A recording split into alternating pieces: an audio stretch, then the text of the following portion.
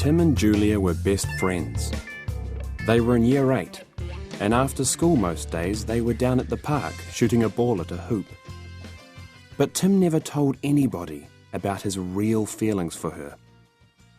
Except he couldn't hide his secret from his older sister, Sarah. "You're too young to fall in love. Love is for guys my age." "Who says I'm in love?" Tim said indignantly.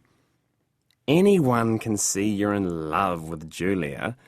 When you talk about her, you go all moony and soft, like soft cheese." "I'm not soft cheese, and I'm not too young." Tim was 12, and he was sure people started being in love at his age. Maybe even earlier. "Save your love up for Oscar," Sarah advised. "That cat is crazy about you." "He's dying," Tim said brutally. "He needs love in his last few weeks. Don't be cruel." "I'm not a cat person." Tim was a Julia person, if such a person existed. Oscar was a thin, pleading stray that had appeared at the back door a month previously. Tim had given him a bowl of water and a tin of sardines. The cat had wolfed the sardines as if they were the best thing it had tasted, and kept licking the tin for a long time after. "It's Julia's birthday in a week. What sort of present should I buy her?" "Don't buy her flowers, or anything that shows you've got a crush on her. It would be a waste. Anyway, lovesick Oscar is calling you."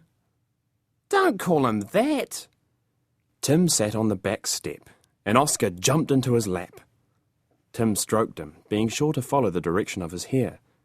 He was good at small things like that. When his parents said he could adopt the cat, he had read up on cat care, giving it water each day because milk could give it diarrhea, cleaning its teeth, and taking it along to the vet for a checkup. Trouble was, the vet gave Oscar an extra good check and told Tim that Oscar had a sick kidney, which was incurable. And even though he was not a cat person, Tim had felt really sorry for Oscar and decided he would make his last days happy. But instead of becoming listless and weak, gradually Oscar got more energetic. He bounced onto Tim's lap at every opportunity, even springing onto his shoulder and licking Tim's ears. Sarah had laughed. "He's giving them a wash!" He started waiting for Tim after school, usually with a gift in his mouth. A dead bird, a mouse that was still alive. And he had looked very puzzled when Tim buried all these offerings in the garden. Then Julia's birthday was a week away. She had decided to invite only a few friends, and when they were at the park on Monday, Tim said, casually, "What would you like for a present?" She grinned. A big smile. Tim pulled a horror grin. That's okay, but I think I'd like something that would make me laugh." A bunch of daffodils probably wouldn't be the thing. Tim went home, took off his sneakers at the door, and Oscar dropped a half-eaten lizard in one of them. He gave a yowl of greeting. "I wish you wouldn't put your presents in my things, Oscar," Tim protested. He left the dead creature where it was. Maybe Oscar would remove it before he had to use his sneaker again. But the cat looked at him with shining eyes. His hair looked smooth and vigorous, and his mouth was pink and healthy. "You're not going to die, are you, Oscar?" Tim was sure of it. The cat now looked healthier than normal. He picked him up, and Oscar started revving with pleasure, nibbling at his nose and tickling his ears. "What am I going to give Julia for a present?" he wondered aloud. But next day, Julia said, "You haven't seen my bear, have you? Was it attached to my pack yesterday when we were shooting hoops?" Tim couldn't remember, but suddenly the present problem was solved. Next day, he went to the $2 shop and bought a really snug-looking bear to hang off her pack. He bought a birthday card and wished he could scribble kisses and hearts all over it. And when he went outside again, the lizard had gone from his sneaker. There was the head of a mouse in it instead. Tim tipped it out in disgust.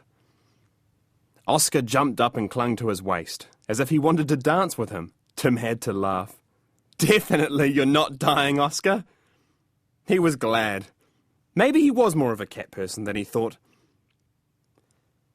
The day of Julia's birthday was wet. Tim wrapped the bear carefully and slipped it into his pack.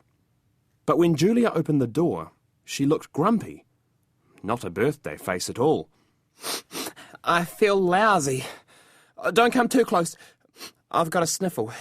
And Maggie and Trish can't come because they've got worse colds. So there's only 4 of us. And the birthday cake will taste wrong because Mum forgot to put 2 ingredients in it. And we can't go outside and play basketball in case I get pneumonia. We'll have to play Scrabble or something."